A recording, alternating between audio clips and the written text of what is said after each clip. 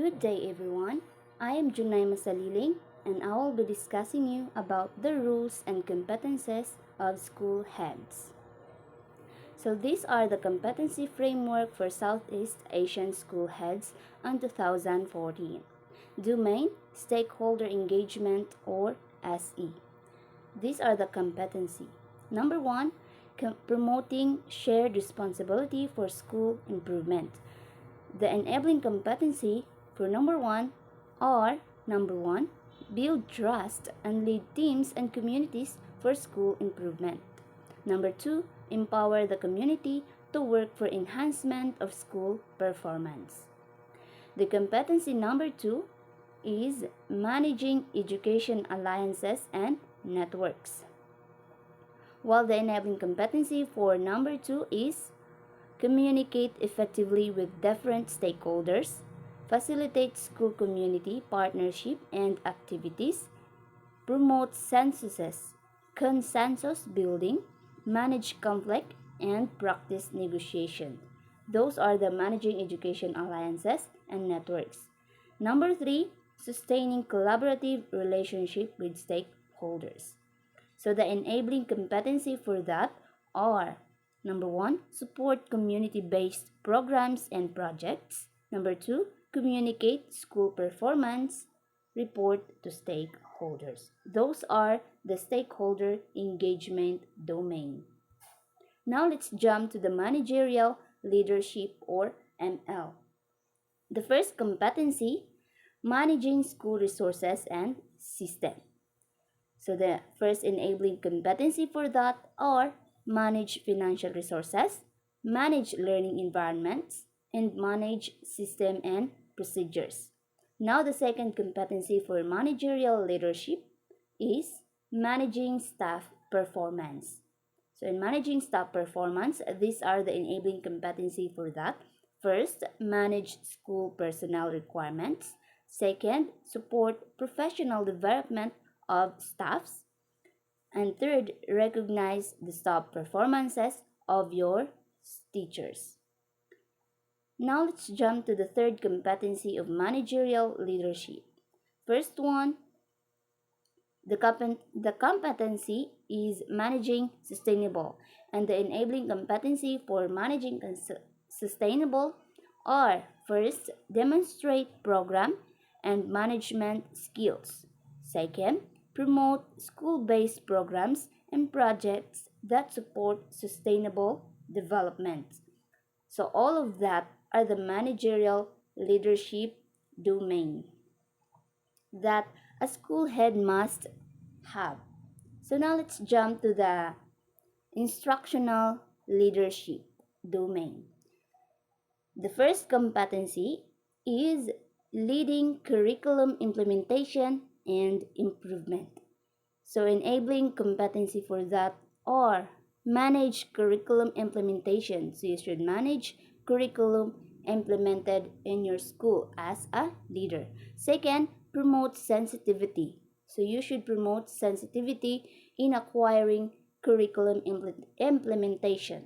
So the second competency for instructional leadership is creating a learner-centered environment. We should create a learner-centered environment, enable to have a learning environment safe and safety. So these are the enabling competency for the number 2, which are first, promote learner-centered activities. Second, promote a healthy, safe, and inclusive learning environment. And third one, promote a culture of peace and respect for this diversity. As we all know that there are many religions in schools, such as Muslims. They have different kind of culture. Christians, they also have different culture. So you should promote a peacefulness and respect for the diversity of both. Now let's jump to the third competency of instructional leadership, which is supervising and evaluating teachers' performance, which is the enabling competency for the number 3 are apply appropriate models for supervising your teachers' performances. And number two, nurture teachers' leaders to evaluate your teachers' performances. So now, the number four competency for instructional leadership is delivering planned learning outcomes. So you should know that the learning outcomes of a student should be delivered.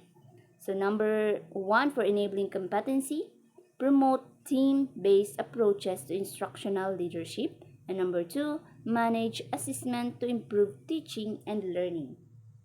So that's the instructional leadership. Now let's jump to the personal excellence domain.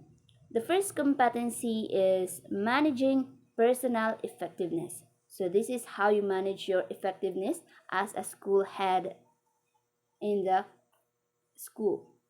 So the enabling competency for managing personal effectiveness, number one, lead by example. So you should be the model of your staffs and students in your school as a leader. Number two, demonstrate transparency and accountability. You should demonstrate that your students or your staffs can account on you as a leader. Third one, practice a balanced, healthy lifestyle. So in order to have a balanced lifestyle, you should eat fresh food. Number four, take pride in one's profession. And number five, deliver results. So that will be the managing personal effectiveness as a school head. So the number two competency for personal excellence is acting on challenges and possibilities. You should know how to act when there's a challenges and there's a possibilities coming. So the enabling competency for the number two are manage priorities. So if ever there's a priorities, you should manage it first before others. What are the priorities such as possibilities and the challenges or the problems occur in your school. So number two, exhibit decisiveness in addressing challenges. And number three, exhibit an enterprising attitude. So that's the enabling competency for acting on challenges and possibilities. So number three for competency personal excellence is pursuing continuous professional development. So we should continue what we are developing in as a professional. So the enabling competency for the number three are take responsibility for lifelong learning. So as a school head, you should be responsible for a lifelong learner of a student, of a teacher, and for you as yourself as a school head. Number three, advocate ASEAN values and perspectiveness. So the last domain for a competency framework for Southeast Asian school heads, which is the domain Strategic Thinking and Innovation, or STI. The first competency is charting the strategic direction of the school, which is the enabling competency for that, or number one, work with the school and community stakeholders in developing the strategic plan. Number two, lead in the implementation of the strategic plan. And number three, demonstrate the vision and model the values in everyday work in practice. Those are the charting strategic direction of the school. So let's jump to the competency number two, which is making informed decision. So in making decision, you should inform other stakeholders. So enabling competency for that number two, or number one, use a range of evidence to support, to monitor, to evaluate, and to improve the strategic plan that you are creating.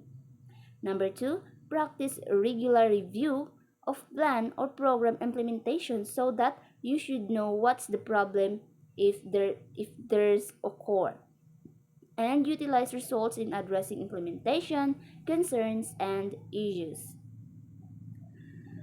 Number three competency is leading change and innovation.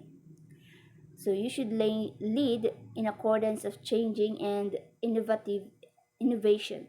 So the enabling competency for the number three is lead change process toward the development and implementation of new approaches, systems, and structures. Number two, leading change and innovation, sustain creativity, innovation in the school programs to achieve higher learning outcomes. And I think that will be all for my topic. I hope you enjoy watching and thank you for watching again.